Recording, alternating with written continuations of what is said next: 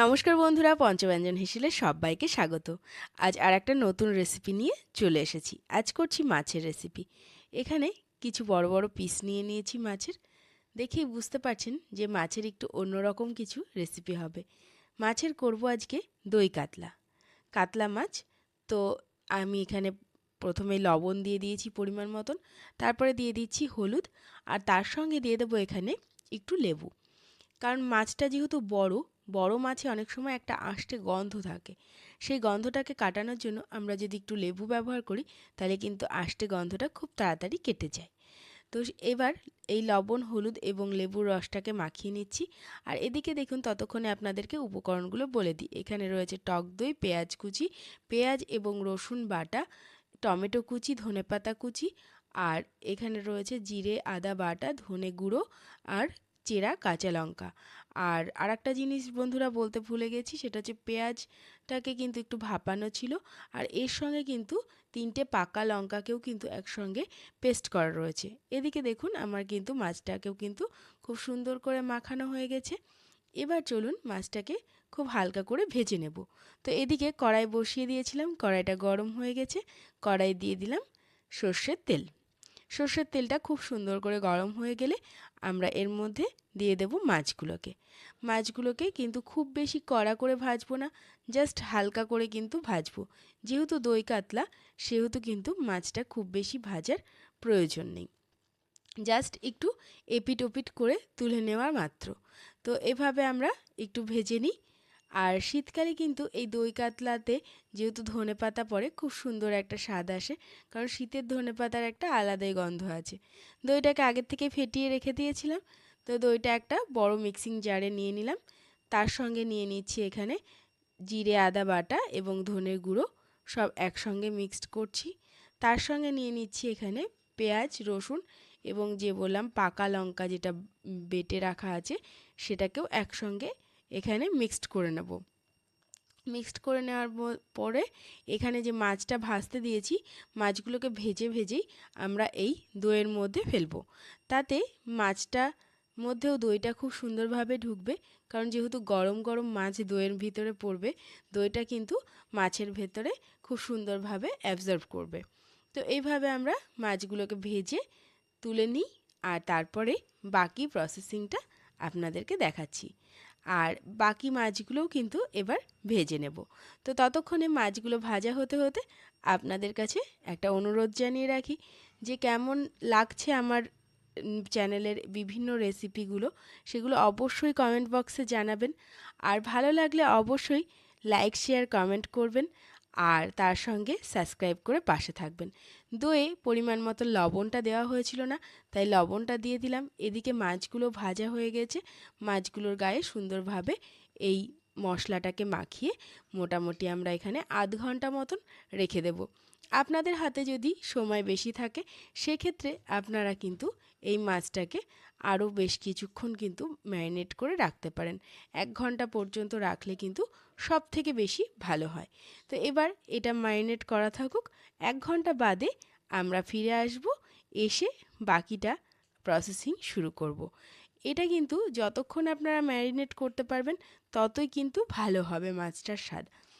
চলুন, 1 ঘন্টা পরে ফিরে এসেছি। দেখতেই পাচ্ছেন যে রঙটা কিন্তু একটু চেঞ্জ হয়েছে মাছের।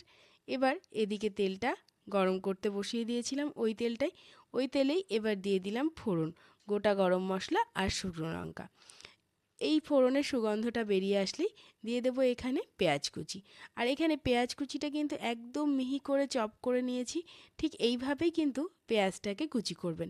তাতে মশলাটাকে কিন্তু একটা বেশ মাখা মাখা ব্যাপারটা কিন্তু খুব সুন্দর আসবে। এবার পেঁয়াজ কুচিটা একটু ভেজে নেব। আর ভাজার সময় সামান্য শুধু দেব কিন্তু এখানে লবণ। এখানে কিন্তু হলুদটা আমি এই পর্যায়ে আর ব্যবহার করছি না, কারণ দই কাতলা যেহেতু, দই কাতলা কিন্তু একটু সাদা সাদাই হয়। দিয়ে দিলাম একটু পরিমাণ মতন লবণ।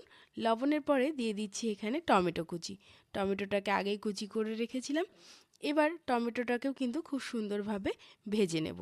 আর ভাজার রঙটা যেই একটু ব্রাউন ব্রাউন হয়ে আসবে, সেই পর্যায়ে দিয়ে দেব এখানে মাছগুলোকে। পেঁয়াজটাকে খুব বেশি লাল করে ভাজার কোনো দরকার নেই। এরকম পর্যায়ে আসলেই কিন্তু আমরা মাছগুলো দিয়ে দেব। আর মাছগুলো দিয়ে মাছের মশলাটাও কিন্তু এর মধ্যে দিয়ে দেব। আর এই পর্যায়ে কোনো আমরা কিন্তু জল ব্যবহার করছি না, জলটা কিন্তু পরে ব্যবহার করব। আগে মশলাটাকে খুব সুন্দরভাবে কষিয়ে নেব, কষানোর পরে তারপরে আমরা এখানে জলের ব্যবহার করব। এখানে মাছগুলো দিয়ে দিয়েছি তেলের মধ্যে। এবার মশলাগুলোকেও কিন্তু সবগুলো মাছের উপর দিয়ে ছড়িয়ে দেব। এবার বেশ খানিকক্ষণ এইভাবে হতে থাকবে এবং মাঝে আমরা একটু মাছের পিসগুলোকে একটু উল্টে পাল্টে দিয়ে দেব। যেহেতু দইয়ের সঙ্গে মাছটা অনেকক্ষণ করে ম্যারিনেট হয়ে থাকে, সেই জন্য কিন্তু মাছটা একটু নরম হয়ে থাকে, যার ফলে বন্ধুরা মাছটা যখন উলটপালট করবেন তখন কিন্তু খুব সাবধানতার সঙ্গে করবেন, না হলে মাছগুলো কিন্তু ভেঙে যাওয়ার একটা সম্ভাবনা থাকে। তো চলুন 2-3 মিনিট পরে ফিরে এসেছি। দেখুন মাছগুলোকে একবার উল্টে দেব। তেল প্রায় ছাড়তে আরম্ভ করেছে, মশলাও কিন্তু বেশ কষার একটা যে গন্ধ সেটা বেরোতে আরম্ভ করেছে।